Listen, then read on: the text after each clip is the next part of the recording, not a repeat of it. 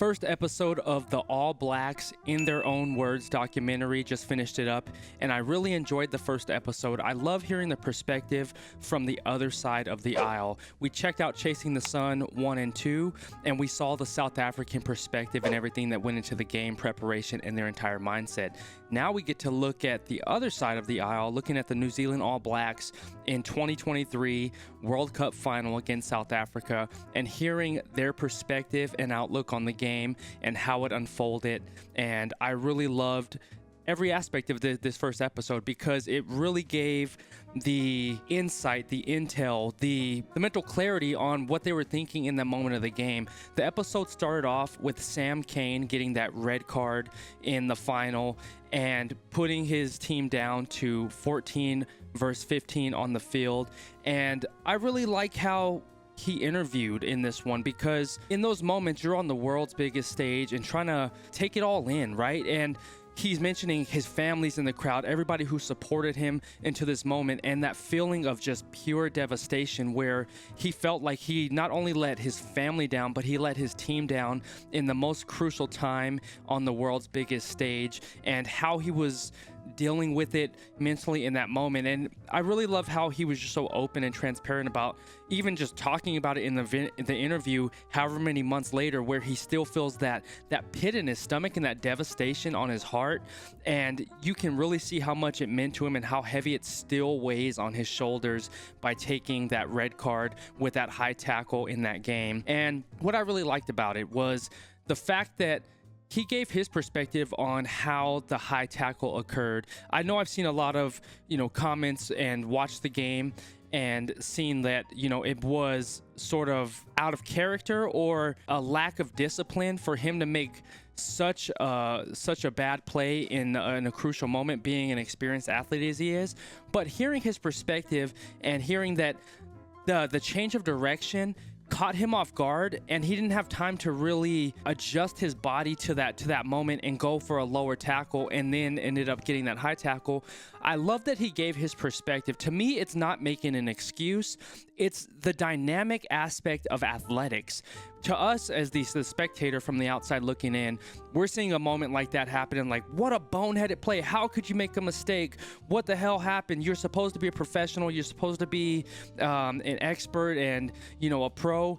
And, we can throw all of our outside because we're not sitting there on the field. But in that moment, having played on the field, I've never played rugby, but playing in football, there are moments that happen where it is happening at a blink of an eye, a split second, and your body just reacts. And sometimes you don't have the ability to react on the fly. And hearing Sam Cane defend himself in that moment and explain what happened, what went through his head, and why that occurred, it makes a lot of sense to me as a former athlete and player, and understanding like, yeah, that's the dynamics aspect of the game. That's the speed of the game. You don't always have time to adjust and avoid penalties. And it may look malicious in that moment from the top-down view, but when you're on the field, things are just happening at such a rapid pace that, penalties occur and bad situations like that happen. And so I'm gutted for Sam Cane in that moment, and just seeing how heavy that moment still weighs on him, seeing how he's been able to navigate his emotions in that moment and throughout the history of that moment, I guess I'll say, and seeing him be able to talk about it. I can only imagine what he's going through, and how that moment will continue to weigh on him in his life, because it's not one of those moments that you just brush off and say, hey, that's life, it happens. Some of those moments just stick with you throughout the history of your career, where you're just like, man, you just sit back, reflect, and as you get older and you get out of the game, and I just hope he continues to give himself grace in that moment, because things happen, right? Things happen, and the game may not always pan out in your favor, but I just like to see where he can come and developmentally to come to some sort of like peace with that moment, and allow himself the grace to come to terms with it, I guess I'll say. And another piece that I really liked about this documentary is that they mentioned Aaron Smith and all of the pressure, weight, and sadness that was on his shoulders. His dad passed away April of 2023 that year, and he gave him that final message of, go out there and, play your best for me. And he said it was one of those moments where Aaron may not have known it, but he said he felt like his dad knew that he was not going to be able to attend that match with them. And for Aaron Smith to do his final haka of his career in the world's biggest game, that is absolutely exceptional. And you can see how much that moment meant to him and his entire team. They all rallied around him and said, hey, this is the last time we will all be assembled on this team playing together as a unit. And just the amount of emotion and impact that had not only on Aaron Smith but the entire team was great to see, man, because I know I lost my dad in 2022, and I just know how difficult that situation was for me and still is, right? You continue to evolve, and grief changes every year and every day, right? Being able to come to terms with that grief and play your best game you can play, and to honor your family, it says a lot about Aaron Smith, his character, and it says a lot about that organization to rally behind him, knowing the weight of that situation and moment, not only from a personal side but from a professional side. And for him to still play an exceptional match and show up through all that adversity, it speaks to these athletes, man. It really humanizes the person, because and an outside perspective, looking as a spectator, we can see the mistakes, the successes on the field, but when you just really peel back the layers, it humanizes the person to make you understand that they're not just rugby athletes. They're just not players on the field where we can judge and critique and criticize.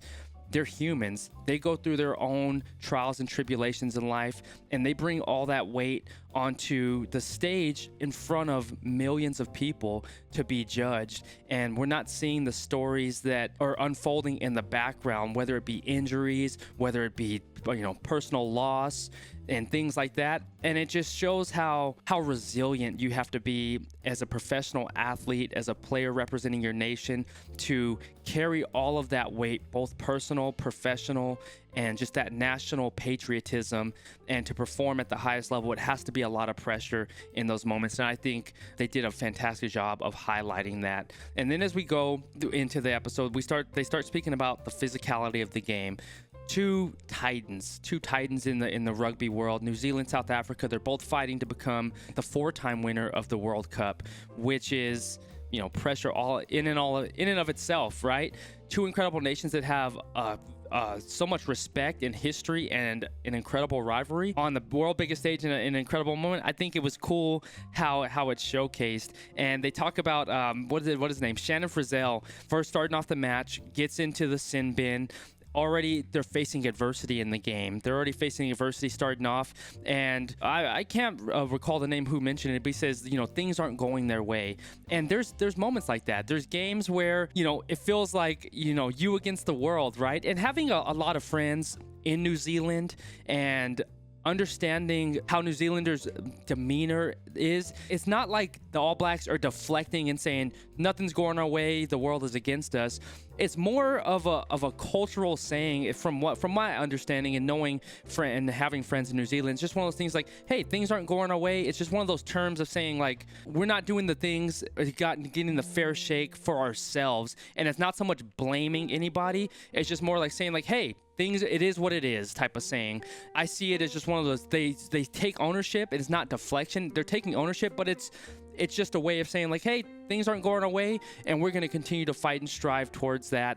Just from my understanding and friendships that I have with friends from New Zealand, and having conversations like that, and sort of saying, like, yeah, there's nothing we can cry about. We just have to figure out the next steps forward. And I really like how they were just talking about, those moments of adversity in the game. And as I'm watching it, I'm going back and forth between the South African documentary and this New Zealand documentary, and I just really love how I can see the holistic picture now, seeing both sides of the story, loving and understanding the South African culture, and also loving and understanding the New Zealand culture and team side now. I absolutely love that. It's so cool to see all of the pieces involved and hearing both sides of the story. I have so much love and appreciation for the game of rugby and the nations involved, South Africa, New Zealand, and all the nations involved.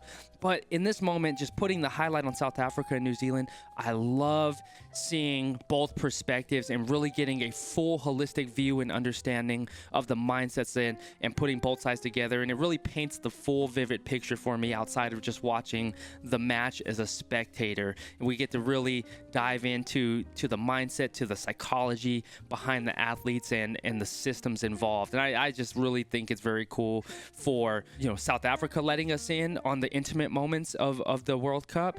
And I think it's incredible for New Zealand to let us in on those intimate moments of their World Cup and having to deal with the loss of that World Cup. And it just shows that the transparency. I love the transparency. It's not easy to talk about loss. It's not easy to reflect on such a pivotal, monumental moment in your rugby career and your life, right? Because this is their life.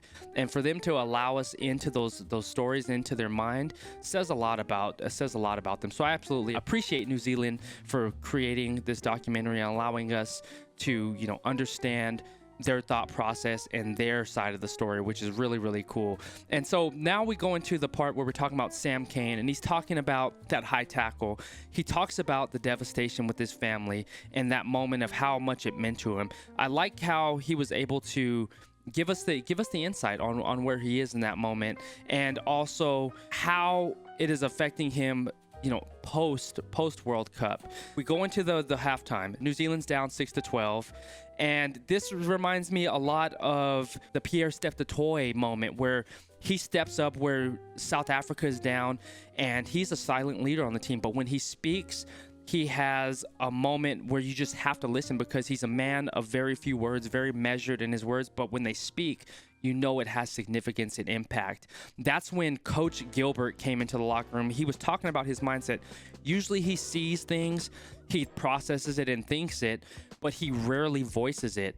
But he started thinking in his mind, he said, I would hate to go a year from now, months from now, and think, hey, I thought I should have said that, and I wish I should have said it, but I didn't. He said, so instead of thinking about reflecting and regretting not saying something, he decided to step up in that moment in the locker room, seeing the silence in the locker room, because silence carries weight, right? He's just talking about he's seeing the silence at halftime. And he went on to say, and I'm shortening it. He says, go write the story. The adversity is against us. People don't think we can do it. Go write the story and make it happen. And, I paraphrased it, but that speech was something that really resonated and, became part of the New Zealand psyche coming out in that second half. They said, you know what? He's right. We have a chance to rewrite and write our story and mark our legacy, our history in the books, right? And so it goes into where Richie Mwanga passes it to Aaron Smith. He gets what he thinks is a try. And I just like that celebration. Aaron Smith just points. To me, that was just slick. He just looked cool doing it. But it turned out that the try was reversed, that it was a no try. And so they said, they talked to Beauden Barrett, now we're just having to figure out, pull the pieces together, find where we need to take advantage of our opportunities, make plays happen, and figure out the game step by step. Not trying to drink the ocean in one drink, but taking sips at a time and making sure we can execute and get back into this game. Then it fast forwards to where Jody Barrett passes it to Mark Talia. Mark Talia passes it to Beauden Barrett, and they get that try, and they make the game 11-12 with a conversion pending. And so that's when you can start to see the New Zealand fight coming in. They have that fight. They have that heart. They're not a nation that is going to let up. They're not a nation that's going to give up. And that goes along with the Chasing Sun documentary. South Africa talks about that. And even they had SBW, Sonny Bill Williams. He was talking about when they play a team like South Africa, he knows they're in for a dogfight. He feels like this is just, tooth and nail, scrapping to the end. And South Africa has that same thought process when it comes to New Zealand. They know that rivalry, no matter what the odds are, if they're down a man, if it feels like all the world's against them, both of these sides will never give up. And that's what New Zealand really showcased in this documentary to me, where they have that never say die attitude and continue to fight tooth and nail until the end and not really giving up. They know the impact of this game. They know the significance. They know the meaning, what it means to the men in that locker room, to the entire organization, all the men and women involved in that organization, to the entire nation, and to the culture of their rugby nation. And so I love how they show that they're fighting back and clawing in and get to within a point of South Africa. And then, you know, they end up missing the conversion in that moment. For the life of me, you have to tell me the man who kicked it, his name where he missed the conversion. He was talking about he felt that moment even to this day where he's like, I let myself down, I let my team down. And those are the moments you dream about where you're on the playground as a kid, where you know, time is running down. I know we did it in football, and I did it in football, where you think the 1 second left in the game, I catch the game-winning touchdown or score the game-winning run and things like that. And he talked about that moment and just being able, you know, to try to realize it, but he missed it. There's a lot that goes into it. There's a lot of pressure. There was a hell of an angle that he had to kick from, but you know, there's just so many factors that lead into a game. And like you said, it's hard for me to frown upon these athletes, especially when you can understand, you know, their mindset and see how much it weighs on them, and because they know the significance, right? And to pile on and be like, they should have done this, and that. There's so many factors that go into it, as far as the physicality, the exhaustion, the amount of pressure in that moment. And so my heart goes out to him, and I just really appreciate that they're able to share their thought process in the moment, during and post match. I think it's really cool. And they talk about like only controlling that next moment after that happened, only controlling that next moment. And that's all you can do, whether it's in sports or life. You can choose to accept that moment and dwell on the past, but the only thing that matters is the present and the future, right? You can only continue to chip away. The past is the past. You have to be able to come to terms with it, let it go, and then find a solution forward. And I like how they have that, only focusing on that next moment. And this episode ended with the Jordy Barrett penalty kick. They're down 11-12. Jordy Barrett's talking about, you know, this is a moment I dreamed of. I have a chance to convert this penalty kick, go up in the World Cup against South Africa. This is my moment. And it does that, you know, that fade to black moment where you see him approaching and but trying to nail it. And then it tells us, you know, continued on the next episode, which I love, Qrew. But I absolutely love that New Zealand gave us access to their mindset, to the locker room, to these moments, to the players and their mindset. Really cool to see the transparency and just the authenticity of allowing us in that moment and these crucial times and understanding what it means to them as a nation, you know, during the game and even after. And I just think it's really cool. And they just have to celebrate moments and documentaries like this in rugby, because that's what's only going to help this sport grow. It's only going to help us become more attached to the individuals in the game. And I'm speaking from an American's perspective, right? We all love a hero's journey, the ups and downs that it takes to get to that moment.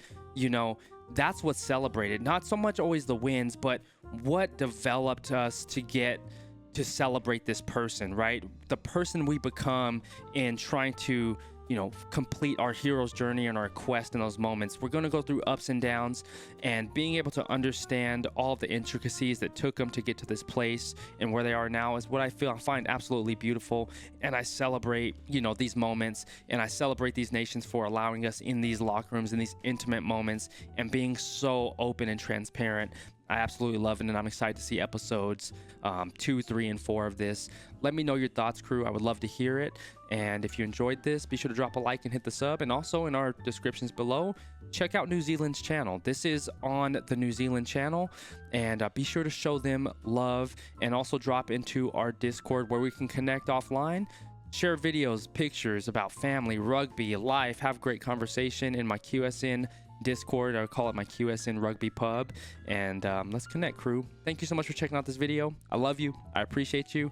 Always stay laser focused on your dreams and your vision, and remember that you're in control. Talk to you soon. Peace.